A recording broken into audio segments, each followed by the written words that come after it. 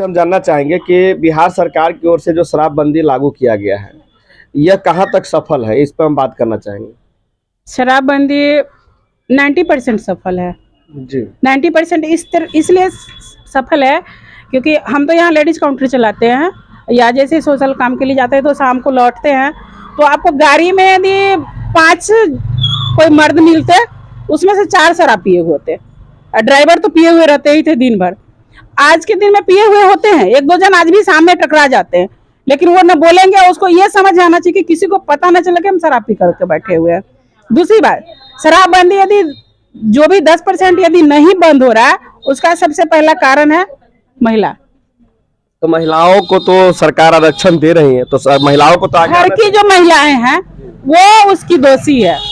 उसके घर में आते हैं लोग, शराब पीते हैं, बेटा हो पति हो, और उस सभी के पास एक नंबर होता है जिसको सूचना वो बता सकती है। टोल फ्री नंबर है, और वो नंबर पुलिस बताती भी नहीं कि किसने कॉल किया है नहीं किया है। इवेंट आप अपने घर से कॉल करें, आपके घर के लोग नहीं बताएगा कि आपके घर से कॉल आया। पुलिस उस नंबर को सेफ रखती है और उस जगह पे पहुंच करके छापेमारी करती है, अरेस्ट करती है। लेकिन सबसे पहले हम उन महिलाओं से आग्रह करते हैं कि यदि आपके घर में आपके लड़का और पति शराब पीते हैं तो आप इसके जिम्मेवार आप खुद हैं।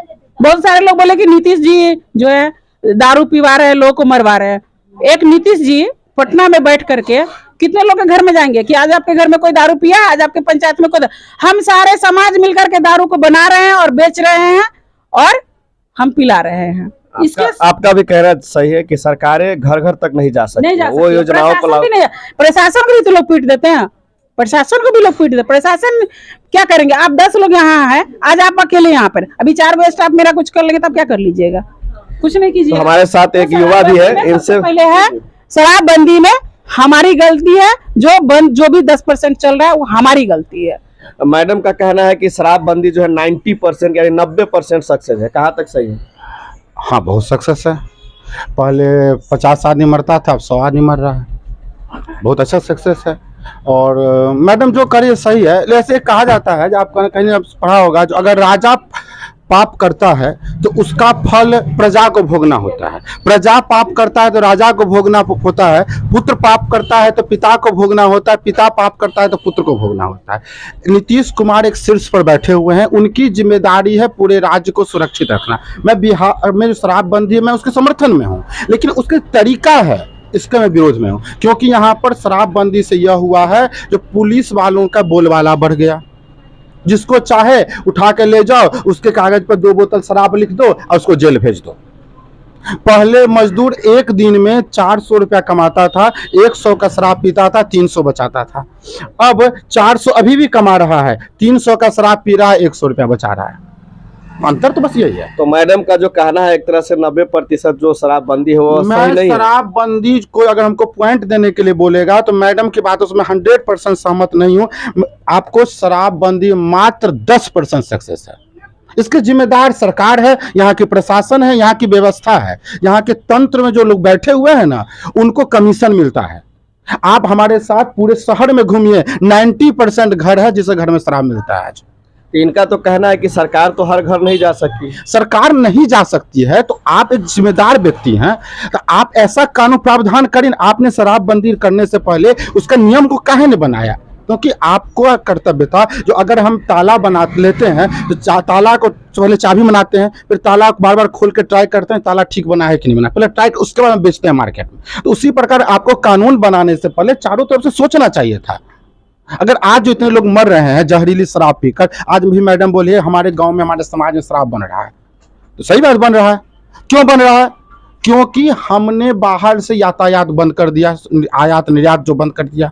यहाँ पर लोग लत है उसको हम कंट्रोल कर नहीं पा रहे हैं, अंदर पीने वालों का कर नहीं पा रहे हैं, और जिसकी वजह से लोग अपने समाज बना यूरिया फेंक क्या क्या फेंक बनाते हैं और उससे लोग मर रहे हैं। एक मानक भी नहीं है, एक मानक भी नहीं है, अब बन रहा। अगर हम आज शराबबंदी नहीं हुई रहती, हाँ उसका एक नियम लागू होता, उसके तहत शराब बिकता। आज चलिए ठीक है, आज भारत में कुछ राज्य है जहां शराब बंद है। बिहार शराब क्या विश्व में सबसे बड़ा विद्वान राज्य बिहार ही है, पूरे भारत में बिहार ही है। केरल नहीं है? केरल में शराब बिकता है कि नहीं बिकता है? मध्य प्रदेश में बिकता है कि नहीं बिकता है? यूपी में बिकता है? क्या सारे मूर्ख बैठे पड़े हैं क्या?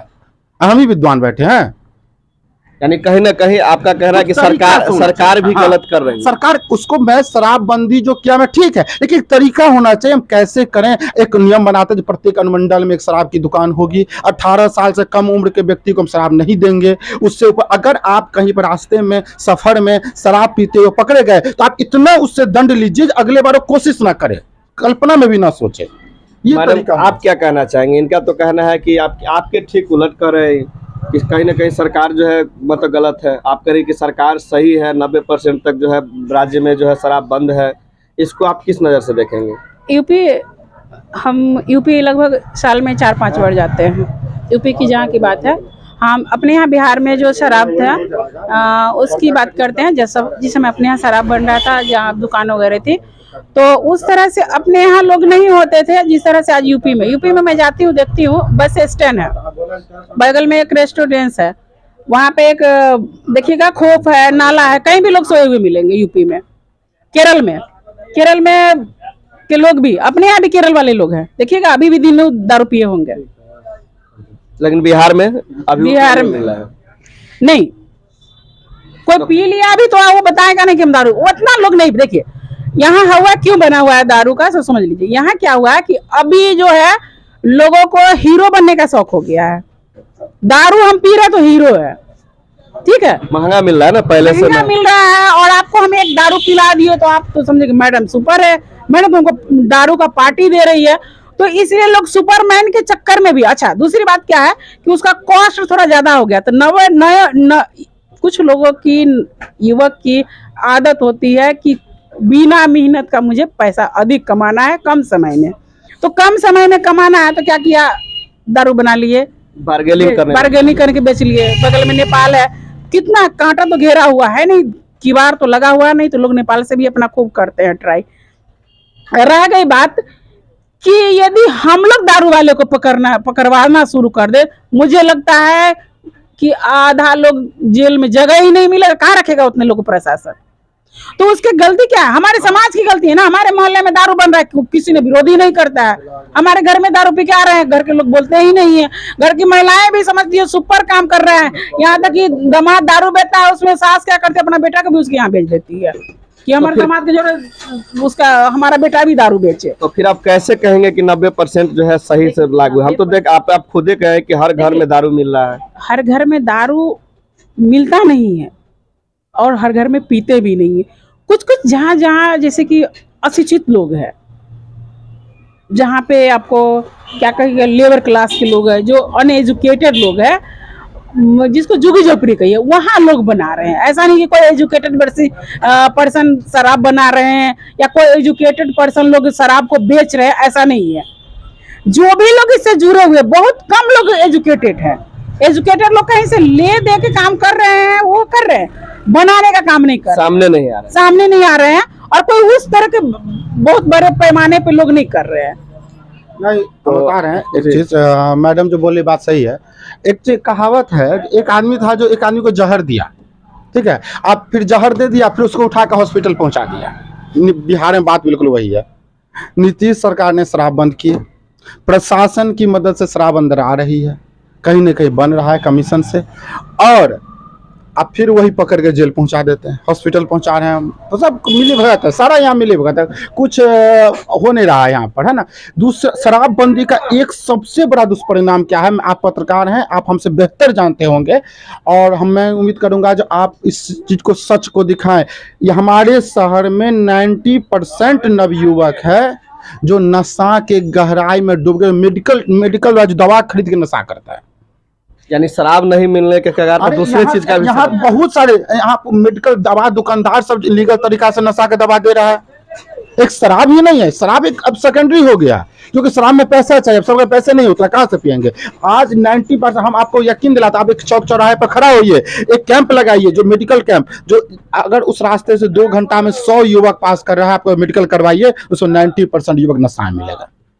कारण है कि वो सस्ती दवा जो आ गई है बाजार में, नशा, सब दुकानदार नस्ली दवा दे रहा है यहाँ पर, जिस पर महिलाओं का दुराचार बढ़ा है। उसके जिम्मेदार कहीं ना सरकार तो है, साथ में उस बच्चे के माँ बाप भी हैं, जो कहीं ना कहीं माँ बाप हैं, और माँ बाप के सामने आप बोल नहीं सकते हैं।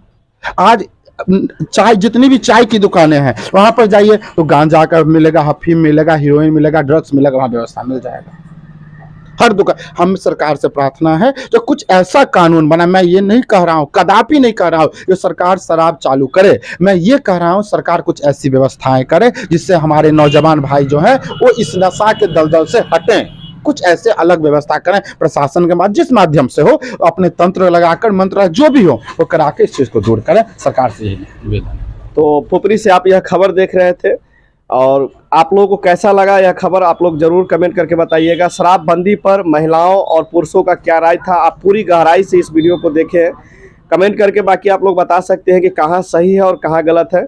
मैं विदा चाहता हूँ कैमरामैन अमरेश के साथ। धन्यवाद।